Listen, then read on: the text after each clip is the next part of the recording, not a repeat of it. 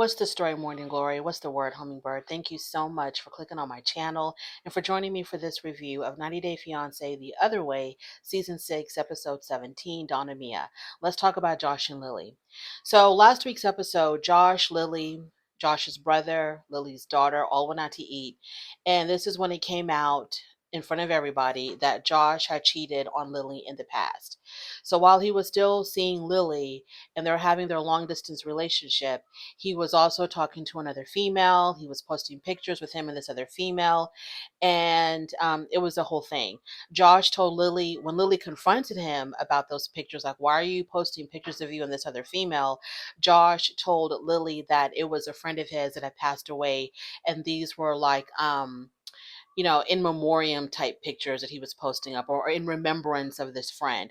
That's why he was posting those pictures. But the girl wasn't dead. She was very much alive. And this was somebody that Josh was seeing while he was still talking to Lily. So after all of that came out and Josh was basically exposed and he tried to get really defensive and then he tried to deflect and bring up Lily talking to another guy. But Lily had said that I was talking to someone else when me and you had broken up. You were talking to someone else when you and I were still together.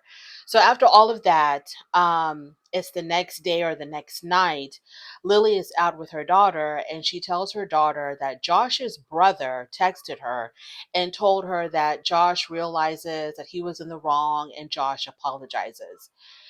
But why didn't Josh send that text to Lily himself?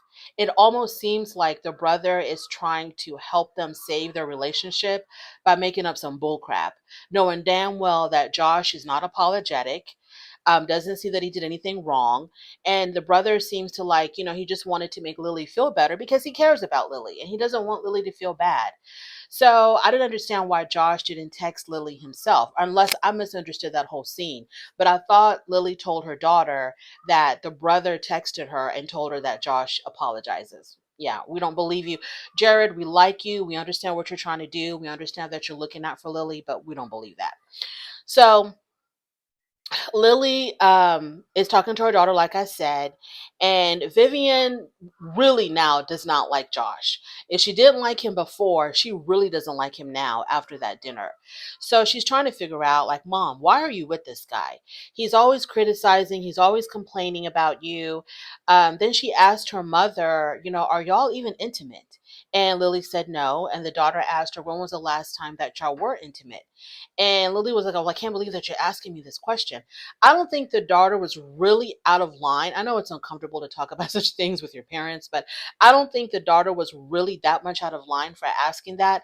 I think the daughter feels like nothing else is getting through my mother's head, that this man is not the right man for her. So let me bring up something that maybe is relatable. So I think that the reason why she brought up the whole intimacy issue was to let her mom know there is something wrong in your marriage. There is something wrong here. Now, we know that Lily is willing to be intimate with Josh because she has told him that she wants to be touched. She wants all of that intimacy with him. She's told him that. But he's not responding. And if y'all are married and as soon as since he's been to China, nothing has been going on. Lily, I'm sorry to tell you this, but there is a problem. And I don't know what else you need. Do you need him to cheat on you again? Now, I don't know if Josh is using Lily to get to China because maybe he has a fetish for Asian women and he feels like, Lily's my ticket to China. And then when I get there, I'm going to start seeing other people and doing other things on her dime while I'm living in her house. I'm not understanding, like, Josh, why don't you want to be intimate with your wife? Now, it could be that there are legitimate reasons. Maybe there's, ED, maybe there's illnesses. I don't know, something medical going on, but they haven't mentioned that. And instead of presenting to the world that I'm just not interested in my wife, I would bring that up. If you have a legitimate reason of why you and your wife are not doing the do, and it's like a legitimate reason, I'm thinking Josh would have talked about it. I'm thinking he would have brought that up, but he hasn't. And so it seems like, the only thing that we can gather is that he's just not interested in Lily. He's not interested in her. And I don't see, like, ever since he's arrived in China, and I've said this before, I haven't seen any chemistry between them. I don't even know if they even like hold hands or even show any kind of affection towards one another. It's her complaining about money, it's him getting really defensive about money. And now we see that there's other things going on in their relationship, such as infidelity. I see no chemistry between them. They don't even look like they like each other. And Lily is trying to hang on to this relationship. If this is a real relationship, I don't know. They could be paid actors. If this is a real relationship, Lily, Lily is coming on here looking desperate, like she's got no self-esteem, that she doesn't have any, like she doesn't love herself. I mean, she's looking crazy out here to hang on to a man who doesn't take care of you, who doesn't make you feel good, doesn't make you feel pretty, doesn't make you feel attractive, doesn't make you feel worth it, um, doesn't show any signs of attraction. There's no chemistry between the two of you, and you're trying to desperately hold on to this man. Her daughter gave her, said something about, well, there's like a really, there's a Chinese proverb that I really like, and it was something to the effect of, I know I'm gonna butcher it up, so please forgive me, but something to the effect of, you basically can only save yourself. Okay, but it was said a lot more eloquently by Vivian. You only can save yourself. No one else can save you. And then Lily counter argues that with, well, there's another Chinese proverb that I like, which is something to the effect of, when you're married, you have to show grace for eternity. Show grace for what? Show grace for a man that's cheated on you. Show grace for a man that doesn't want to touch you. Show grace for a man that doesn't have a problem throwing you under the bus with lies to make you look as bad as him. Show grace to a man that talks to your daughter disrespectfully. Like, I don't understand why you're trying to show grace to this man. It's not like he forgot your birthday or that he bought you the wrong Christmas gift. Show grace to a man that does all of that. Are you kidding me, Lily? No, ma'am. So, Lily, you're a grown woman. You have an adult child. Uh, the whole point of living long enough is to gain a lot of wisdom and knowledge so that you can pass it on to others, so that you can live better for yourself. And you're not exhibiting any of that. I'm so glad that your daughter has enough sense on her own, because she didn't get it from you. I'm so glad that your daughter has enough sense on her own to realize, when her mom's getting played and trying to help her mom, because Lily, you have no clue with what's going on. Let's move on to Inky and Corona. Here's another one that I'm so sick and tired of. Corona's hanging out with her two friends. I'm not even going to talk about where they went, but she's hanging out with her two friends, and they get an opportunity to sit down and talk. And they're talking about Corona's relationship with Inky. And she talks about how she sacrificed so much for Inky, and she sacrificed more for him than she has for anybody else. If this is a man, if Inky is the kind of man that you are sacrificing so much for, which she has, if this is real and they're not paid actors, if she has sacrificed so much for this type of a man, I shudder to think what type of men she had in the past. If this to her is like, oh my God, this is the man that I'm going to give up everything for, I shudder to think what type of people she's dated in the past. So here's another couple with more intimacy issues. Like, that's a running theme on 90 Day Fiance. So their issue, okay, so she's been in, I don't know, she's been in Iceland for a few months, and they've only been intimate 4 times. And her friends were shocked. They're like, y'all need to be doing it like bunny rabbits. 4 times in several months. Then she gives the story to justify why they have not been intimate. She says that, well, the last time that we weren't intimate, I broke him. I broke him. Literally broke him. Broke his, uh, you know, and she didn't expound on that. She didn't go into any further details. But y'all, my imagination was running wild. I was like, how did that happen? I've heard of this happening. I literally have heard of this happening. But damn. Okay.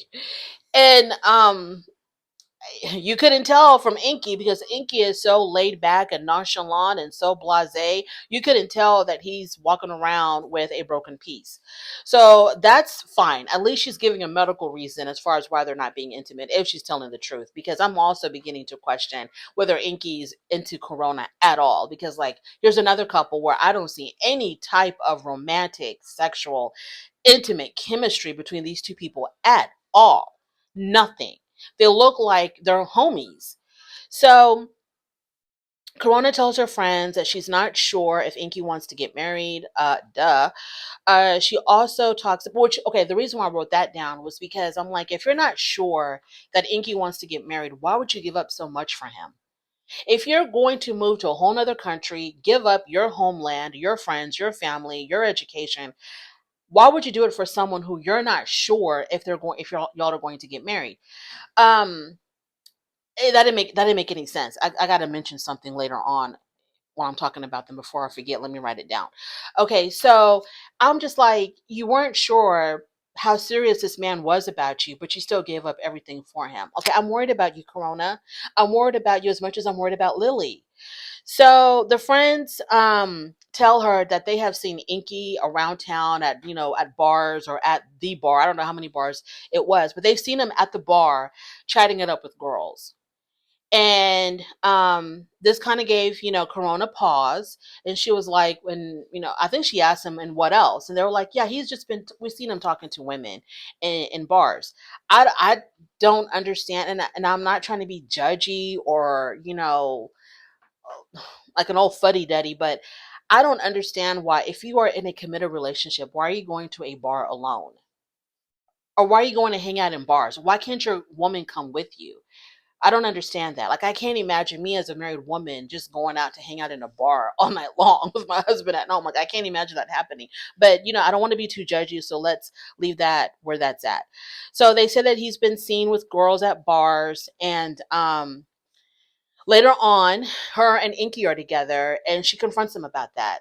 She brings that up to him, like, my friends told me that they've seen you talking to women at bars. And Inky was like, yeah, yeah, so I can talk to females. They're just my friends. What's the big deal? He did get defensive because he was like, well, what do you want me to do? Just talk to a wall? He got very defensive. So that was a big red flag. Him getting that defensive was a huge red flag, right? So she saw that and she called him out on that. He really had nothing to say. And Corona says, well, do you see us getting married? And Inky tells her, well, I come from a country of atheists. Marriage does not have to necessarily mean religious.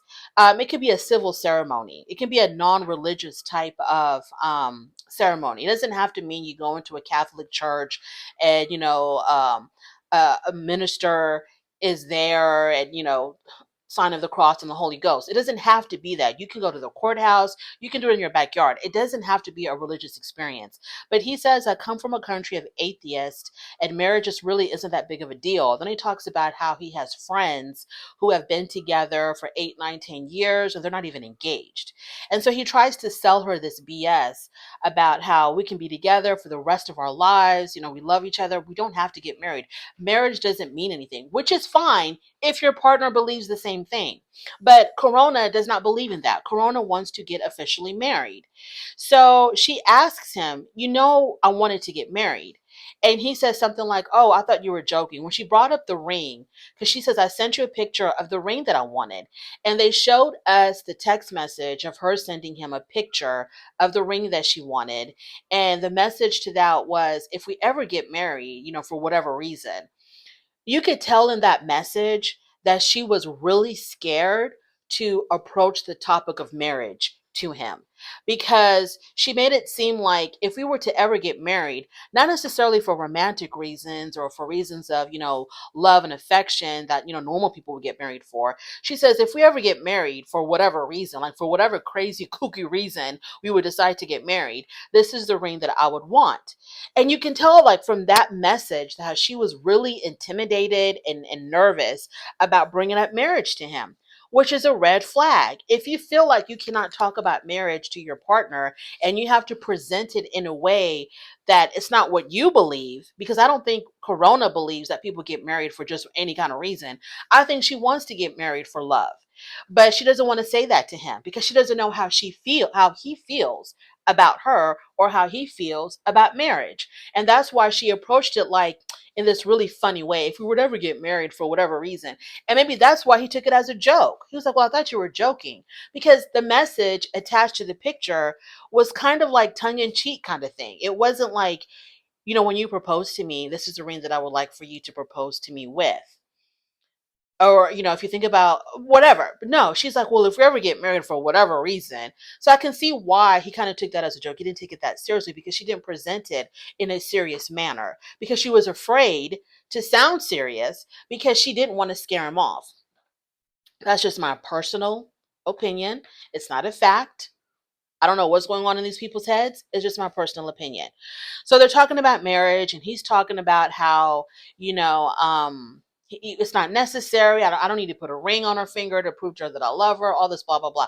That's the kind of stuff people say, because they don't want to marry you.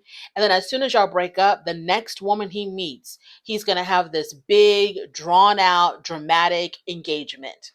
Okay, he's going to be coming out of a damn airplane on a parachute, getting down on one knee and presenting her with like a 3 carat diamond ring and crying while he's proposing to her.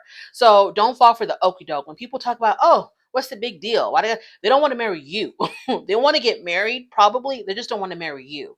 So Corona, I need you to get on the very first plane to somewhere and get the hell out of Iceland and get away from this man, because he's not serious. Now, there's been a lot of talk on whether or not Corona and Inky are a real couple, or are they on this show just for whatever, money, clout, fame, I don't know, Instagram followers, whatever. I don't know. I have no idea if they're real or not. They're coming off as fake, because it's just hard for me to believe that someone who appears as intelligent as Corona would give up so much for a man who could care less.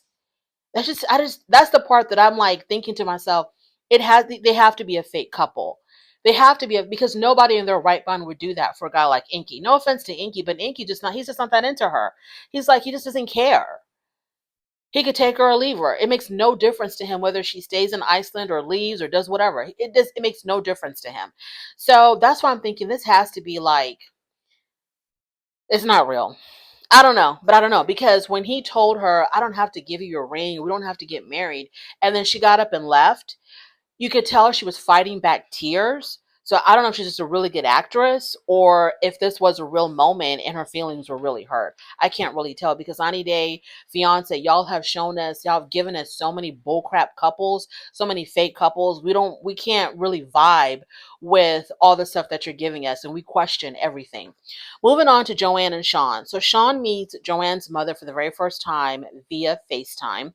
And the mom went easy on Shawn, because the real culprit is Joanne. Okay, the real culprit is Joanne. You're the one that's lying to your family. Shawn is just your accomplice, but you're the one that's actually out here lying to your family. So the mom couldn't go that hard on Shawn. So the mom says that she talked to Joanne's sons when they came back from Ireland to ask them, how was your trip? How did you like your new stepfather? The younger one was like, oh, he played soccer with me and I had a good time. Then he went back to his video games. The older one didn't really talk much. The older one, I think, is Joey. So Joey didn't really say much. And this was kind of worrisome to Joanne, because she hasn't talked to her son, her oldest son, ever since they left Ireland. And so she's really concerned now. Obviously, he's not happy with you lying. I don't think their issue is that mom found a new husband or mom is in another relationship. I don't think that's their issue. Their issue was that she lied. And whenever Joanne says, well, if my sons don't like him, then I'm going to come back to America. I'm going to divorce him and I'm just going to come back home. But they're still dealing with the lying mother. Great that you're coming back home to your kids, but they're still dealing with the lying mother. Their issue is that you betrayed them. You were around your children with a husband in Ireland, hiding a husband in Ireland, and they're here thinking that you are a single woman, and you're presenting yourself as a single woman, but you're actually married to somebody. You're actually married to someone. It's like very deceptive. Okay, their issue is that you deceived them, not that you wanted to be married and you wanted to find love and you found it in Shawn. They probably have no issue with Shawn at all whatsoever. Their issue is the fact that you lied to them for 2 years. They are around you not knowing that you're having a whole nother life with this man. So for her to say, well, if they don't like this, I'll just come back home, that doesn't fix the issue. How are you going to gain your children's trust again? If you found a way to gain their trust, they probably wouldn't have an issue with you being with Shawn. So they're trying to like process in their mind, trying to reconcile in their mind. Our mom lied to us every single day for 2 years. That's all I gotta say, y'all. These people, they wear me out. Oh, no, I'm sorry. We are still going strong here. James and Matalia. Let's talk about James and Matalia. Matalia is still crying, y'all. This is like the sixth episode in a row that Matalia is still crying. The episode starts with her crying and it ends with her crying, or she's fighting back tears somewhere in between. So, James and Matalia. So, Matalia has a sister by the name of Angel that she is really, really, really, really, really close to. They grew up very, very close to one another. And when Matalia met James, it happened so fast. And the sister didn't have time to process anything. It's like one minute her and Matalia are the best of friends and super close. The next minute, Matalia runs off to United States with this American guy. So the sister felt like James took her sister away from her. So she didn't trust James at all. She never liked James. And she even started a rumor about James to turn the family against him. And the rumor was that in his past relationships, James had mistreated his previous girlfriends. And she spread this rumor amongst her family so that they could hate James and hoping that this would bring Matalia back. Well, that didn't work. Natalia stayed with James, and this caused a huge rift between her and her sister. And they didn't talk for years. And they even blocked her on, I guess, I don't know, social media or from their phones or something. I don't know. They blocked her. So after a while, the sister came crawling back to Matalia, apologized to Matalia for, spreading lies about James, and they were able to reconcile, but the relationship was never really the same. So now the sister is coming into town because, Matalia and James are getting married the next day. All of her siblings are coming into town for the wedding. And when she arrives and she sees Matalia, obviously they run to each other. They had this wonderful reunion, just the two of them. James was there as well, but they had a moment together. The sisters had a moment together when they reunited. And James is standing there off to the side, really awkward, and the sister didn't give a damn. After they greeted each other, after she greeted Matalia, she kind of looked at James and she was like, and? So James was like, "Oh, hi, my name is James. So glad to finally meet you for the very first time," because they had never met in person. The sister hated James so much, was spreading rumors about James, trying to break up Matalia and James, but they had never met in person. And that's something that really bothered James, ruining his reputation. And also the fact, like, you don't even know me. You never met me and you want to ruin my life. So the sister kind of looked at James and she was like, "Hey, yeah, whatever." And so the sister says, "I still don't trust him. I still don't like him. I still think he stole my sister away from me." So she's still not feeling James. After all of that, she is still not feeling James. So James and Matalia. Okay, so then Matalia looks at her sister and, asks her, "How are things going?" Matalia says, "Well, we plan on moving to Indonesia." And I'm like, "Really? You and who?" Because your husband has got one foot on the plane back to America. Who are you planning to move to Indonesia with? Because it's not James. James talks about how he's coming back to America, how life is so hard in Indonesia. He can't make a living. He can't take care of you. Who are you going to be living in Indonesia with? It's going to be just you and your family because James wants to go back to America. So then the sister asks her, "How is everything?" And Matalia says, "Oh, everything is really fine." She's saying that, but when you look at her face, she's so sad. Her face gives her away each and every single time. You can tell by looking at Matalia, nothing is fine. Nothing is fine. And I'm pretty sure the sister can detect that. But she doesn't want to talk about her problems to her sister, I don't know, at all or just yet. But she didn't want to talk about it. She doesn't want to reveal whatever issues her and James are going through. So Matalia seems really, really, really sad for the past 6, 7, 8, 9, 10 episodes. And I don't know if she's ever going to get better. Who knows? That's another situation there that I feel like it's not going to work out. Thank you so much for joining me. I really do appreciate it. On your way out, please don't forget to rate the video. If you like this content, please subscribe to my channel, and I'll definitely talk to you later. Bye.